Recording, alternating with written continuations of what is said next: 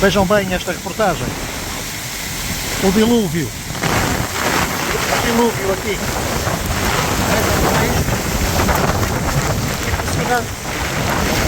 As rajadas de vento forte e a chuva intensa provocou caos no trânsito em Viana do Castelo. A água inundou viadutos e chegou mesmo a entrar em estabelecimentos comerciais. Eu ia acabar de abrir a porta e de repente, olha, a chuva foi de tal maneira forte que começou a entrar pela porta e depois pelos respiros da casa de banho.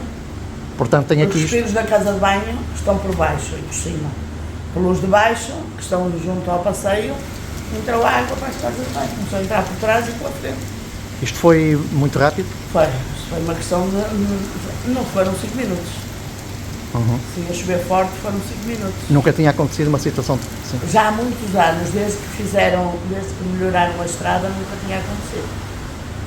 Portanto, aconteceu agora, não é? Aconteceu agora.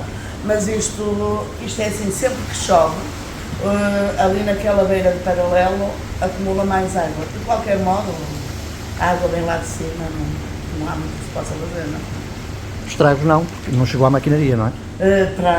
Para já? já não. Não, não chegou, está tudo único. Tinha aí uma ficha no chão, mas levantei e fora isso, não tem problema nenhum.